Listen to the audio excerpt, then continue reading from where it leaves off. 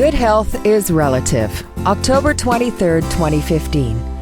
My phone rang this morning. Larry told me his satellite wasn't working properly and was wondering when I'd be able to come and check it out. I told him I could do it this afternoon, so he was quite pleased. I recorded his county address and phone number and told him I'd see him after lunch. As I drove into his place, I remembered that Lanny and I had done the initial install of his satellite TV system about 5 or 6 years ago. It was a bit remote, definitely off the beaten track. As I drove across the field, I remembered that he was living off the grid, as there were no power lines going to his trailer. When I arrived, I pulled up next to the dish and he was standing at the top of the stairs holding a cane. He explained what the problem was and wondered if I'd be able to move the dish to a new location and upgrade his equipment. I told him what the total cost would be and he said, "No problem, I can pay that." The dish was about 10 meters from the porch where he'd been standing, so I was surprised when he showed up next to the dish riding his garden tractor. At that point, he started to tell me about his life. It seems that shortly after we installed his system 7 years ago in town, he noticed something wasn't quite right with the way he was walking. He seemed to stumble a fair bit and had a tendency to fall forward. After going to a few medical appointments, it appeared as though there was a problem with his nervous system.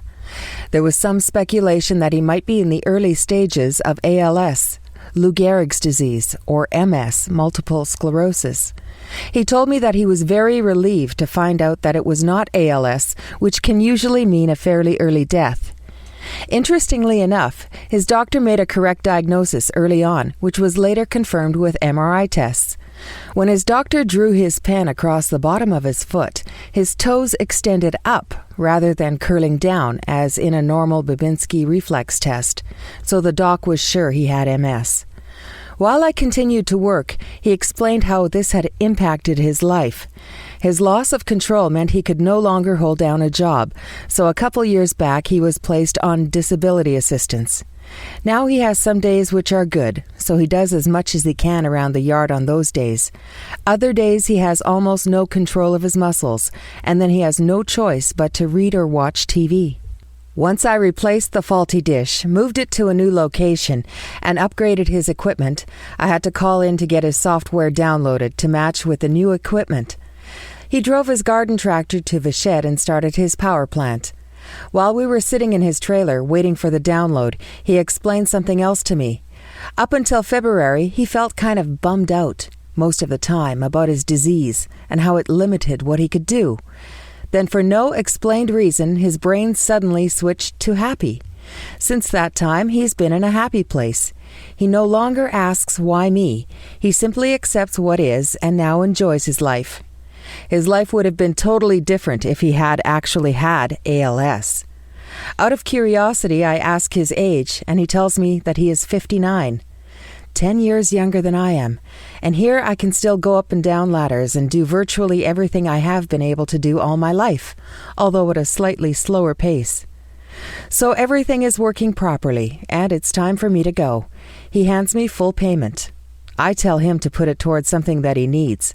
I also give him a copy of my book to read on those days when he is confined to the couch.